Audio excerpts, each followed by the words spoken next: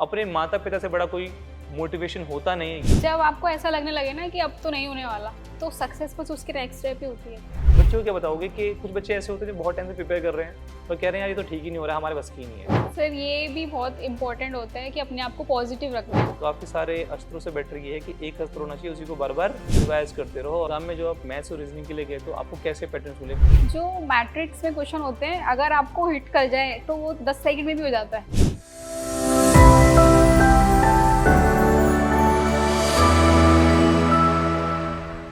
नमस्कार दोस्तों, सभी आप कैसे हैं? आप सभी का स्वागत है हमारे इस सक्सेस स्टोरी के सेक्शन में।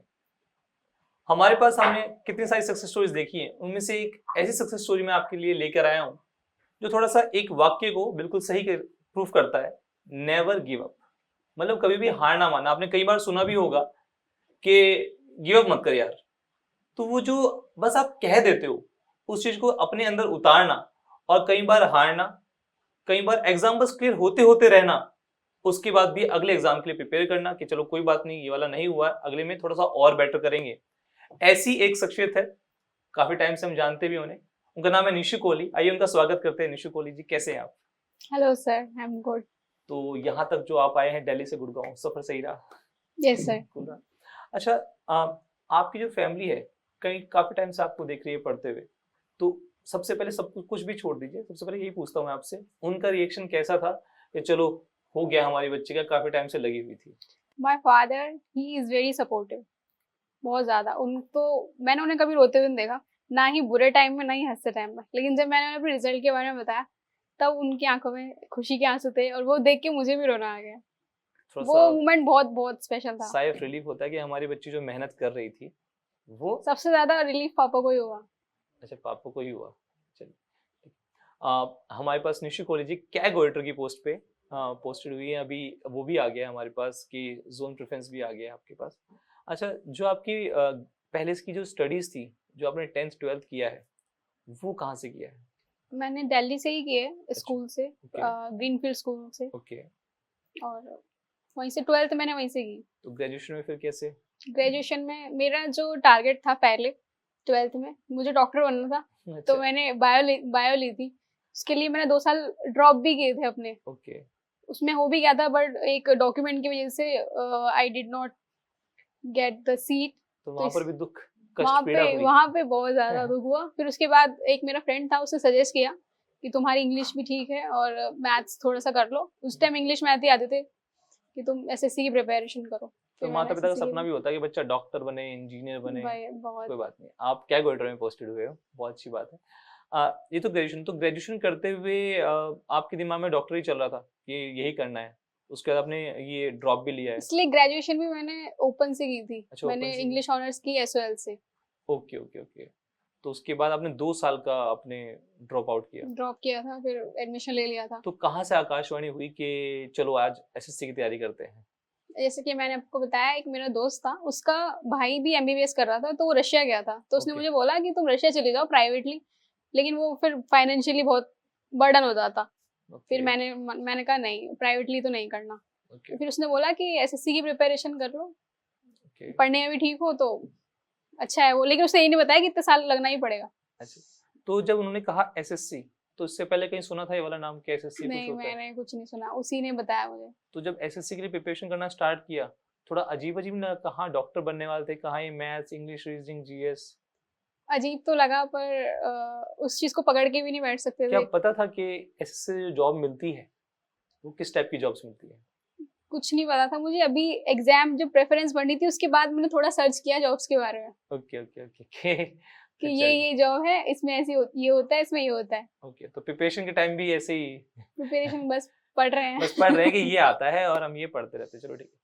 अच्छा, प्रिपरेशन करने के लिए आपका फर्स्ट स्टेप क्या था कि यार जब किसी ने बोल दिया मुझे कि मुझे एसएससी की प्रिपरेशन करनी है, तो अब वो जो जर्नी है वो कैसे स्टार्ट हुई? स्टेप बाय स्टेप जरा बताइए कि आपने मेरे एसएससी के अंदर सुन लिया, अब क्या किया उसके आगे? मेरे पास सही गाइडेंस नहीं थी, तो मैंने कोचिंग ज्वाइन की।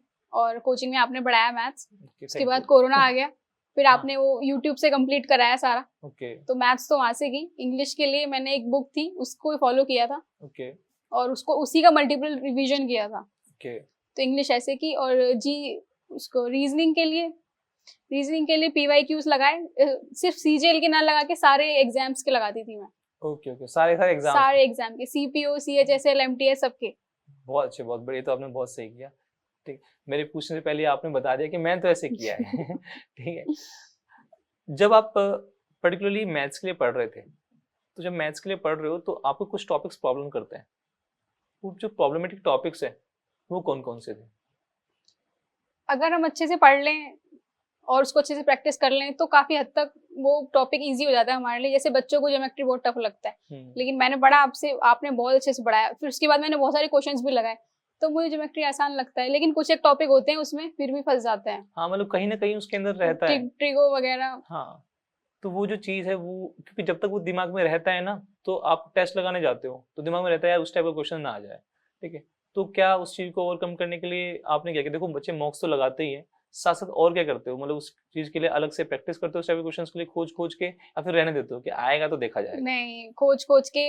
अगर 1 घंटे का मॉक है तो एनालाइज उसका 2 घंटे का होना चाहिए, तब जाके वो, तब जाके ये अगर टॉपिक, फिर उस टॉपिक को पूरा पढ़ना है कि इस टॉपिक पे अगर आगे एग्जाम में क्वेश्चन आ जाए तो हमको वो आने चाहिए।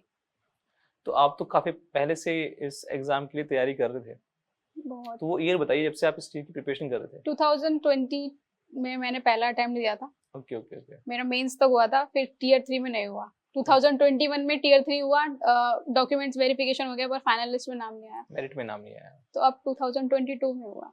ओके ओके, तो आपने सिर्फ और सिर्फ सीजीएल का एग्जाम तो दिया नहीं, आपने दूसरे एग्जाम्स भी दिए? CHSL के भी दिए, पर उसमें टाइपिंग थोड़ी सी अच्छी होती है, तो टाइपिंग में मेरा नहीं हुआ, 1% से एरर रह गया था, और MTS में 0.5 मार्क्स से रह गया था। अच्छा, तो मतलब सीएचएसएल में थोड़ा सा गड़बड़ हो गया, और इसमें भी।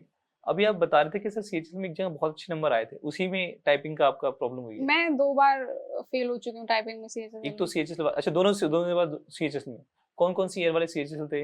ये जो भी गया था 21 वाला और 20 वाला भी।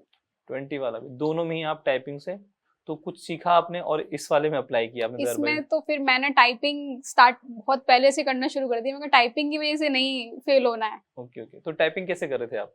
टाइपिंग में प्रैक्टिस करती थी खुद से ही? मल्टीपल साइट्स होती हैं प्रैक्टिस करने के लिए। हाँ हाँ, उनसे प्रैक्टिस करो, एक साइड से बोर हो जाओ तो दूसरी से कर लो, तो अलग अलग इंटरफेस होता है, तो टाइपिंग करने में मजा आता है। बिल्कुल इंटरफेस चेंज हो जाता है, बिल्कुल मजा आता है। तो आप जो ये टाइपिंग का काम करे, दिन में कितने टाइम तक करते थे टाइपिंग? दिन पहले तो मैंने करे थे अच्छे खासे घंटे, ताकि मेरी टाइपिंग अच्छी हो जाए। फिर Okay, जब okay. ठीक हो गया कि हाँ हो जाएगा, फिर मैं एक आधा घंटा करती थी बस। जैसे लोग गिटार बजाते हैं तो स्टार्टिंग में उंगलियों में दर्द होता है, ऐसे होता टाइपिंग था, के अंदर भी होता है? मेरी रिस्ट में दर्द होता था। हाँ, रिस्ट में दर्द हो जाता है, बिल्कुल बिल्कुल। चलो वो चीज़ आपकी फ्रूटफुल हुई, और आपको सीएचएसएल में ना मिलकर आपको डायरेक्टली सीजीएल में कैलकुलेटर मिला है। तो हमने मैथ्स की बात की, तो मैथ्स की मौका आपने स्टार्टिंग से लगाया था जब से आप स्टडीज कर रहे थे, या फिर बाद में रियलाइज हो ओहो सर लोग तो सही कह रहे थे, लगाना चाहिए था मौक? तो मैंने थोड़ा देर कर दी मॉक लगाने में। पहले मैं क्वेश्चंस, टॉपिक जो होता था उसके क्वेश्चंस ऑफ बुक से करती रहती थी, बिल्कुल। लेकिन मॉक में पता चलता है कि हमको कितनी जल्दी करना है वो, हाँ, और कितनी कम टाइम में करना है, और कैसे पेपर अटेम्प्ट करना है। तो मॉक स्टार्टिंग से लगाना चाहिए था। तो मॉक्स में ये भी पता लग जाता है मैं कि यार ये वाला क्वेश्चन तो मैं पहले कर सकती थी, ये वाला क्वेश्चन मैं बाद में कर सकती थी, ये छोड़ रही आर्ट ऑफ थी। स्किपिंग हाँ, मॉक से ही आती है। बिल्कुल, art of skipping, one of our student पहले भी कह चुके हैं कि स्किपिंग जो है वो बहुत ही इंपॉर्टेंट पार्ट प्ले करता है बेसिकली रीजनिंग और मैथ्स में, क्योंकि लॉजिकल होते हैं। जीएस और इंग्लिश में टाइम मिल जाता है, फिर भी हमें मैथ्स और रीजनिंग में थोड़ा टाइम कम मिलता है। पर इस बार तो रीजनिंग भी अच्छी खासी थी, वो वाली रीजनिंग थी जो आप 20 में देखती रहती थी, वो वाली रीजनिंग तो थी नहीं। इस बार तो रीजनिंग भी अच्छी थी, और काफी जैसे क्वेश्चंस पूछे आते हैं हल्के से बैंकिंग का टच दे रखा था, हल्का हल्का पेंट किया हुआ था उन्होंने बैंकिंग से।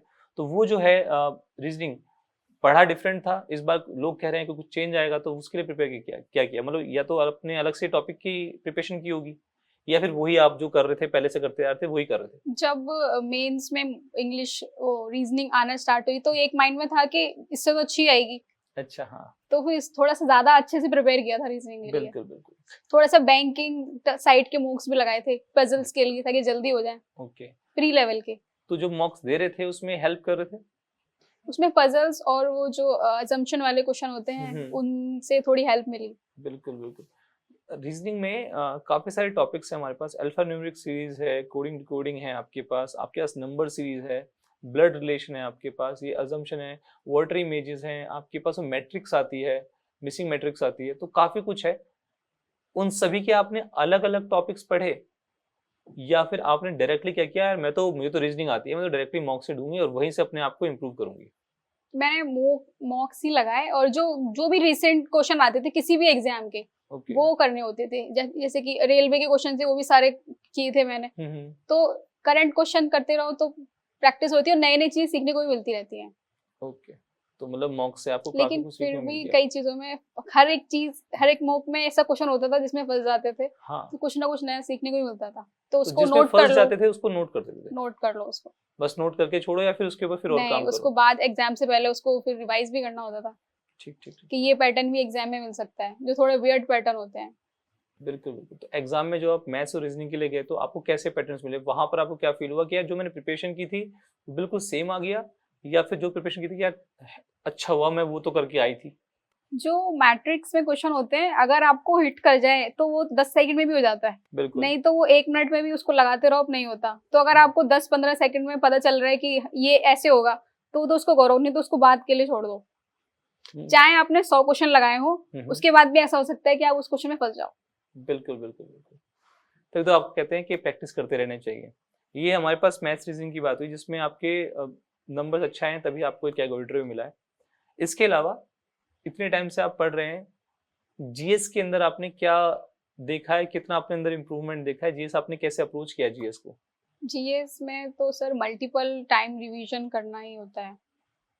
कभी कभी ऐसा होता है बहुत इजी क्वेश्चन जो सब कर रहे हैं वो भी हमसे नहीं होता, क्योंकि हमारे माइंड में थोड़ा सा ब्लर रहता है कि इसका ये है या फिर ये वाला आंसर है। तो मल्टीपल रिवीजन, जितना रिवीजन करेंगे और जितना ज्यादा पढ़ेंगे जीएस को, उतना ही ज्यादा। वहाँ अक्कड़ बक्कड़ खेलना पड़ता है ऑप्शंस में कि ABCD में से कौन सा है, क्योंकि कभी कभी आदमी भूल जाता सर है। मेंस में नेगेटिव मार्किंग थी, अक्कड़ बक्कड़ भी नहीं खेल हाँ, सकते थे। गुड, बहुत अच्छे। अच्छा वो आपने ये कहा बात कि नहीं नहीं सब मैंने सबको नहीं लगा के आया, क्योंकि कि नहीं मैं तो लगा के आ गया था सब कुछ, वो तो आ गए नंबर। तो आपने हर टॉपिक अलग अलग आपने पकड़ा, जैसे हिस्ट्री अलग आपने पूरा पूरा किया, जैसे उसमें एंशिएंट है, उसमें मिडिवल है, उसमें मॉडर्न है। तो उसके बाद अलग से हमारे पास ज्योग्राफी, इंडियन ज्योग्राफी है, फिजिकल ज्योग्राफी, वर्ल्ड ज्योग्राफी, वो अलग है। आपके पास पॉलिटी है, इसमें अमेंडमेंट्स है, आर्टिकल्स हैं, पार्लियामेंट है, प्रेसिडेंट है, काफ़ी सारी चीज़ें हैं। फिर आपके पास साइंस है, फिजिक्स, केमिस्ट्री, बायोलॉजी है, फिर उसके ऊपर फिर करंट अफेयर है, इतना सब कुछ, और 25 क्वेश्चन का है। तो वो कैसे आपने दिमाग में रखा कि उसको कितनी इंपॉर्टेंस देनी है, और देनी है तो उसको कैसे अप्रोच करना है? सर इम्पोर्टेंस तो देनी थी, क्योंकि अब जीएस का भी अच्छा खासा वेटेज है, और सब कुछ पढ़ना होता है। और इसमें स्मार्ट स्टडी भी जरूरी है। ऐसे नहीं कि कुछ भी पढ़ रहे हैं, एक बुक उठा ली उसको पढ़े जा रहे हैं, हिस्ट्री पढ़ रहे हैं, सब कुछ पढ़ना है। पहले ये देखना है कि प्रीवियस ईयर में किस चीज पे ज्यादा फोकस कर रही है एसएससी, उस चीज को फिर अच्छे से करना है, मल्टीपल रिविजन्स करना है। करंट अफेयर 1 साल की पूछ रही है, 1.5 साल की पूछ रही है, वो भी देखने हैं। तो प्रीवियस ईयर का पैटर्न फॉलो करना चाहिए, और जो पढ़ा है उसी को 10 बार रिवाइज करना चाहिए। अलग अलग चीजों से पढ़ने से अच्छा एक चीज को पढ़ो, उसको रिवाइज करते रहो, और जो नया मिल रहा है मॉक में उसे एक कॉपी पे लिख लो। मेरी पूरी कॉपी भर गई थी जीके की, अलग से नोट्स के अलावा भी नए नए क्वेश्चन से। तो आप कह रहे हैं कि सर प्रीवियस ईयर क्वेश्चन से एक आइडिया लग जाता है कि इस टाइप के क्वेश्चन आते हैं, हाँ, और फिर उन चीज़ों को पढ़ो। इसके अलावा जो नए क्वेश्चन आ रहे हैं उसके लिए आपने बता ही दिया कि आपकी नोटबुक भर गई थी, और उन्हीं चीज़ों को बार बार रिवाइज करो। काफ़ी सारे अस्त्रों से बेटर ये है कि एक अस्त्र होना चाहिए, उसी को बार बार रिवाइज करते रहो, और फिर उसी से आपका हो जाएगा। दिन भी अच्छा होना चाहिए उस दिन, कि हमारा पढ़ा हुआ जीके आ जाए। पढ़ा हुआ जीके आ जाए, अच्छा। नहीं, पढ़ा हुआ जीके तभी आता है मैम जब आप लोग इतनी मेहनत करके जाते हो, तब आपको लगता है कि पढ़ा हुआ जीके, क्योंकि उससे पहले आपकी इतने साल की या फिर इतने महीने की मेहनत होती है, और तब जाके वो मेहनत आपको उस पेपर्स पे दिखती है।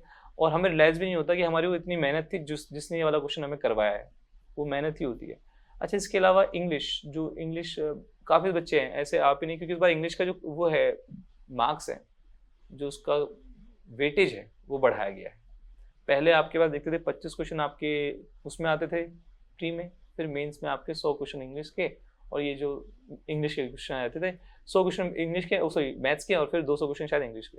अब क्या हो गया, और नंबर उतने ही, दोनों के नंबर उतने होते थे। इस बार क्या हुआ है कि हमारे पास 45 क्वेश्चन इंग्लिश के कर दिए हैं, सबसे ज्यादा वेटेज 135 नंबर, और गलत हुआ तो डायरेक्टली 100 से नीचे ले जाते, 3-4 भी गलत होते हैं तो एकदम से 100 से नीचे नंबर चले जाते हैं।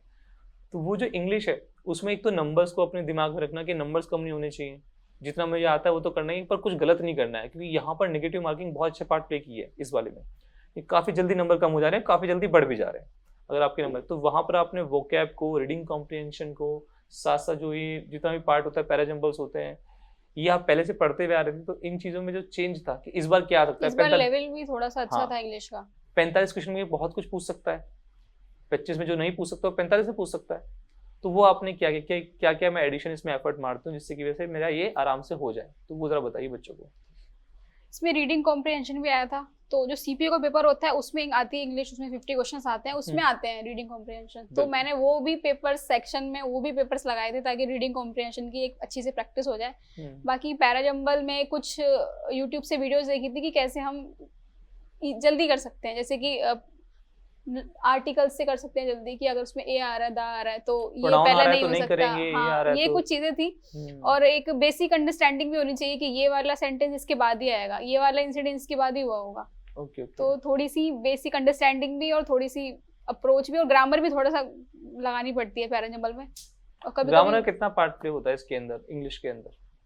ग्रामर का पार्ट काफी प्ले होता है sir. As a close student? Test में भी होता है और पैरा Okay. जंबल में भी होता है, और कई कई तो एरर्स तो ग्रामर की बेस। क्योंकि बच्चे कहते हैं सर ग्रामर तो कम ही है, मैं तो रीडिंग कॉम्प्रिहेंशन कर लूंगा, मैं तो वोकैब पढ़ लूंगा और हो ग्रामर जाएगा। और चीजों में बहुत हेल्प करती है। बिल्कुल बिल्कुल। अभी मैम ने देखो कहा भी कि एरर्स में साथ देती है, फिल इन द ब्लैंक्स जो हमारे पास क्लोज टेस्ट आते हैं Close test उसमें, आते हैं, वहां पर उसमें आपको साथ फायदा देती है, आपको पैरा जंबल से फायदा देगी, ठीक है, जिससे पता लग जाएगा कि कौन सा सेंटेंस पहले आना है। और साथ साथ वोकैब का कैसे आपने किया? वो कैप एक बुक मैंने की थी, उसको ही मैंने रिवाइज किया, और जो न्यू वर्ड होते थे वो मैं बुक पे ही साइड में कई जगह होती थी वहाँ लिख लेती थी ओके कि ये एसएससी में आई तो आगे भी आ सकती है, या फिर इसका एंटोनिम्स आ सकता है अगर सिनोनिम ना आए तो वो भी सब लिख लेना साइड में। तो उस बुक को कितनी बार रिवाइज किया आपने? उसको बस उसी को, मैं एक ही बुक थी उसी को पढ़ती थी इंग्लिश के लिए। Okay okay. तो हाँ, बार बार पढ़ना बहुत जरूरी है इंग्लिश के लिए। और कंप्यूटर तो मुझे पता है कि अभी आप लोगों के लिए तो नया था।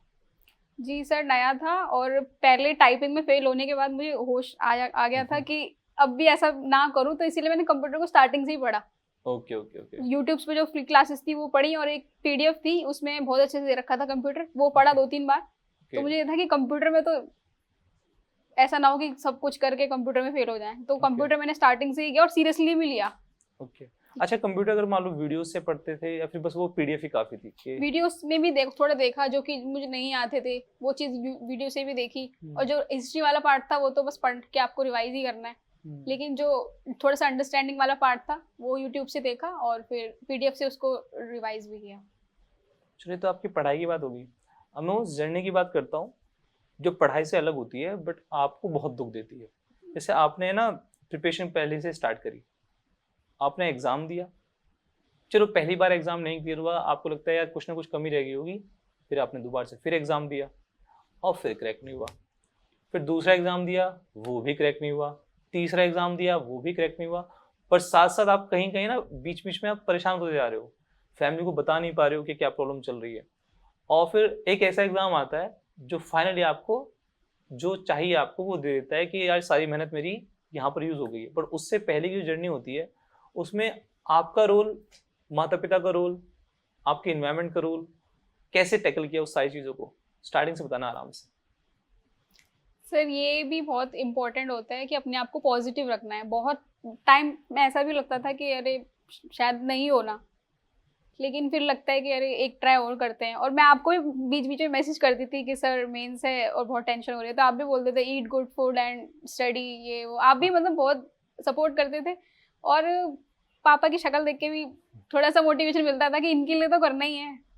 हाँ, वो और माता पिता के लिए करना होता है। कुछ फ्रेंड्स भी होते हैं जो आपको, अच्छे वाले फ्रेंड्स जो आपको पुश करते हैं आगे कि नहीं कोई बात नहीं, अब नेक्स्ट टाइम हो जाएगा, नेक्स्ट टाइम हो जाएगा। तो पॉजिटिव लोगों का भी साथ रहना बहुत इंपॉर्टेंट है, नहीं कभी नेगेटिविटी से दूर रहना चाहिए। और एक बार मुझे याद है हमारे घर में एक अंकल आए थे, वो थोड़ा सा एस्ट्रोलॉजी वगैरह जानते थे, तो उन्होंने मुझे बोला था कि गवर्नमेंट जॉब तो नहीं लगनी तुम्हारी। तो फिर सुन के थोड़ा अच्छा नहीं लगा, लेकिन फिर मेरे पापा ने बोला अरे कीप प्रिपेयरिंग। हाँ, कीप प्रिपेयरिंग। ऐसे एक अभी ज्वाइनिंग के बाद मैं उन्हें कॉल करने वाली हूँ। बहुत अच्छे, बहुत बढ़िया। अभी हमारे यहाँ भी एक पंडित जी थे, उन्होंने मेरे को 2019 में बताया था कि आपके बच्चे की गवर्नमेंट जॉब लग जाएगी 2019 में। वो 17 का चल रहा था, 2017 वाला नहीं हुआ, फिर 20 हुआ, 20 में नहीं हुआ, 21 हुआ, 21 में नहीं हुआ, 22 हुआ, 22 में नहीं हुआ, अब 23 हुआ है। तो वो पंडित जी हमारे घर आए थे, तो पिताजी ने बताया उन्हें कि बच्चे की गवर्नमेंट जॉब लग गई है अच्छी पोस्ट पे और पढ़ा भी रहा है आराम से। कि हमने तो कहा ही था कि तुमने 2019 में कहा था भाई 4 साल हो गए उस बात को। तो खैर वो तो आपकी मेहनत अपने एफर्ट पे होती है, वो तो आप हाथों की जो लकीरें हैं उन्हें भी आप बदल देते हो, तो आप इतनी मेहनत करते हो। तो कभी ऐसा नहीं लगा कि यार बहुत हो गया, बस अब मैं ना प्राइवेट जॉब कर लेती हूँ, टाइपिंग में रह जाती हूँ, इतना अच्छा खासा पढ़ रखा है। तो सर ग्रेजुएशन भी ऐसे बैकग्राउंड से नहीं की थी कि मुझे अच्छी सी प्राइवेट जॉब भी मिल जाए, कोई आईटी सेक्टर वगैरह नहीं की थी, नॉर्मल इंग्लिश ऑनर्स की थी। तो मुझे ऐसा लगता था कि अगर गवर्नमेंट नहीं लगी तो प्राइवेट में मुझे बहुत ज्यादा वो करना पड़ेगा। अच्छा अच्छा, तो एक ही ऑप्शन था तुम्हारे पास? एक ही ऑप्शन था बस मेरे पास। तो कभी माता पिता नहीं कहते थे कि देख ले तू, या फिर वो कहते थे कि नहीं लगी रहे, कोई दिक्कत नहीं है, हो जाएगा? पापा तो बोलते थे लगी रहे, बाकी मम्मी वगैरह थोड़ा बोलती थी अरे तुम शादी वादी कर लो, सेटल हो जाओ। अच्छा, तो बाकी उसका भी प्रेशर था, शादी का हाँ प्रेशर? प्रेशर था शादी का। अभी 6 महीने पहले मैंने घर पे बोला था कि मुझे 6 महीने और दो। तो उन सभी गर्ल्स के लिए, और होता है गर्ल्स के साथ ऐसा, ऐसे बहुत सारे स्टूडेंट्स हैं, और ये बात बहुत इंपॉर्टेंट है, और मैं चाहता था कि ये वाली बात आए कि ऐसे बहुत सारे स्टूडेंट्स हैं जो सर कहते हैं सर प्रॉब्लम है हमारे पास और शादी होने वाली है, बट हमें एग्जाम क्लियर करना है, और सर बहुत टाइम से प्रिपेयर कर रहे हैं और वो हो नहीं रहा है, और फैमिली को कैसे बनाए। जो टैकल करते हैं, एक लड़की जो टैकल करती है इस चीज़ को, वो आपने कैसे बताया फैमिली को कि बस अभी रुक जाओ, थोड़े दिन के लिए रुक जाओ, ये चांस है, इसको लेने मेरे देते हैं? पापा वो बहुत सपोर्टिव है, बहुत ज्यादा। अगर मैं अभी 2 साल और बोलूंगी ना कि पापा 2 साल और रुक जाओ, गुड, तो 2 साल और वेट कर लेंगे। बच्चे पे विश्वास होता है कि हाँ ये कह रही है और ये लगी हुई है। तो और वो देखते भी थे, मम्मी भी देखती थी कि अच्छा, पढ़ती रहती है, तो होल टाइम घर पे ही रहती थी ना? मैं घर पे ही रहती थी। घर में डेली देखते थे कि अच्छा पढ़ रही है कि नहीं पढ़ रही है। हमारी माता तो कहती भी है कि मैथ्स मत पढ़, इंग्लिश पढ़, तेरा मैथ्स सही है, इंग्लिश जीएस खराब है। ठीक है, लेकिन तो घर में फिर डिस्टरबेंस भी बहुत होता है घर में। बिल्कुल बिल्कुल। तो इन सभी को पार करते हुए तुमने एग्जाम भी क्लियर किया मैम आपने, तो इसके अलावा जो बच्चों को बताना चाहोगे, क्योंकि इतना सब कुछ देख लिया आपने, इतने टाइम से प्रिपेयर कर रहे थे आप, बच्चों को क्या बताओगे? कि कुछ बच्चे ऐसे होते हैं जो बहुत टाइम से प्रिपेयर कर रहे हैं पर कह रहे हैं यार ये तो ठीक ही नहीं हो रहा, हमारे बस की नहीं है। कुछ जो अभी स्टार्ट कर रहे हैं प्रिपेयर, पहली बार स्टार्ट कर रहे हैं, उन बच्चों को भी बताना जो पहले से पढ़ रहे हैं, और उन बच्चों को बताना जो पहली बार पढ़ रहे हैं, उन दोनों के लिए आप क्या मैसेज देना चाहेंगे? जब आपको ऐसा लगने लगे ना कि अब तो नहीं होने वाला, तो सक्सेस बस उसके नेक्स्ट स्टेप ही होती है। तो एक पुश और देना है अपने आप को, और Okay. बस, और थोड़ा पॉजिटिव ही रहना है, और नेगेटिव लोगों से दूर रहना है जो बोलते हैं अरे तुमसे ना हो पाएगा, उनसे तो थोड़ा सा वो डायरेक्टली फिर आपको जॉब पाते हुए देखते हैं। हाँ ठीक थोड़ा सा पॉजिटिव रहना है। और फेलियर तो आते हैं, लेकिन ये फेलियर भी सिखाते हैं लाइफ में बहुत कुछ। आपको हम्बल बनाते हैं फेलियर्स, सारे के सारे फेलियर्स आपको हम्बल ही बनाते हैं। अब वो चीज़ आप नहीं करोगे जो चीज़ आप शायद पहली बार में ही पा लेते तो शायद तब कर लेते। अच्छा, वो जो बच्चे जो पहली बार प्रिपरेशन कर रहे हैं 2023 के लिए, वो गलती क्या ना करें, ऐसी क्या गलती ना करें जिससे कि उनका पहली बार में एग्जाम क्लियर हो जाए? वो मॉक्स पे बहुत ज्यादा ध्यान दें, और मॉक्स से ज्यादा एनालाइज अच्छा, एनालिसिस पार्ट पे ज़्यादा ध्यान दें। उसका एनालाइज करें, और बस मॉक देने ही देने हैं। ऐसा नहीं है कि सिलेबस कंप्लीट नहीं हुआ, सिलेबस कंप्लीट करेंगे उसके बाद देंगे, नहीं। अगर सिलेबस 70% भी हो रखा है ना, तो उसको वो मॉक भी देते रहे और अपना सिलेबस भी करते रहें, लेकिन मॉक्स बहुत ज़्यादा इंपॉर्टेंट है। इसके अलावा आपकी जो हॉबीज थी, कोई मतलब ऐसी चीज़ जो मस्त पसंद है बट कर नहीं पा रही हूँ क्योंकि एग्जाम के लिए पढ़ रही हूँ? मुझे डांस वांस करना थोड़ा पसंद है, बाकी अभी हो गया है सिलेक्शन तो अभी कर भी लेती हूँ। अभी कर लेते हो? ठीक, अब घर वाले भी कुछ नहीं कहेंगे कि कूदने दे इसको, कोई दिक्कत नहीं है। कोई प्रॉब्लम नहीं है। अच्छा, इस पूरे टाइम में आप मोटिवेशन लेते थे, तो मोटिवेशन के लिए बच्चे बोलते हैं सर कुछ मोटिवेशन बता दो, मोटिवेशनल बता दो, तो मोटिवेशन होता है या आप खुद से अंदर से ही आता है? मोटिवेशन तो सर अंदर से ही आता है, जो रियल होता है। अगर हम कुछ किसी को देख भी लेते हैं तो वो थोड़ा सा रहता है, लेकिन उसके बाद चला जाता है, लेकिन अंदर से ही आता है। और फिर सबसे ज़्यादा अपने पेरेंट्स को देखते हैं ना, तो लगता है कि उनसे तो सबसे ज़्यादा मोटिवेशन मिलता है। Good, watch. तो आपने तभी देखा, मैम ने बताया कि मैथ्स में, रीजनिंग में, इंग्लिश में, जीएस में इन्होंने कैसे कैसे प्रिपेयर किया, कैसे कैसे हारी और फिर हार कर फिर उठ कर खड़ी हो गई और फिर दोबारा से अगले एग्जाम की तैयारी करी। सब कुछ हो गया, टाइपिंग में रह गए, और एक बार नहीं दो बार टाइपिंग में रह गए, एमटीएस में रहे, सीएचएस में रहे, और आखिरकार सीजीएल में इन्होंने जो एग्जाम था 2022 का उसे क्रैक किया। कैसे उन चीज़ों को जो बाधाएं थी उनको हटाकर उस चीज़ पे आपने ध्यान रखा कि मुझे करना क्या है, नेगेटिविटी को दूर रखा, पॉजिटिव लोगों को अपने साथ रखा, साथ साथ अपने गोल को भूली नहीं। अपने माता पिता से बड़ा कोई मोटिवेशन होता नहीं है, ये भी हमें इनसे जानने को मिला। और ये सच्चाई है कि जितने बच्चे हमारे पास प्रिपरेशन कर रहे हैं, एक बार अपने माता पिता का चेहरा देख लें, उनसे बड़ा मोटिवेशन कोई और नहीं है। ऐसी और सक्सेस स्टोरीज के साथ मैं आपके साथ आता रहूँगा, चाहे वो सीजीएल हो, चाहे वो सीएचएस हो, ऐसे लोगों को लेकर आएंगे जो आपको चीयर अप करेंगे, आपको इंस्पायर करेंगे और आगे कुछ नया करने के लिए प्रोत्साहित करेंगे। तब तक के लिए धन्यवाद, टेक केयर।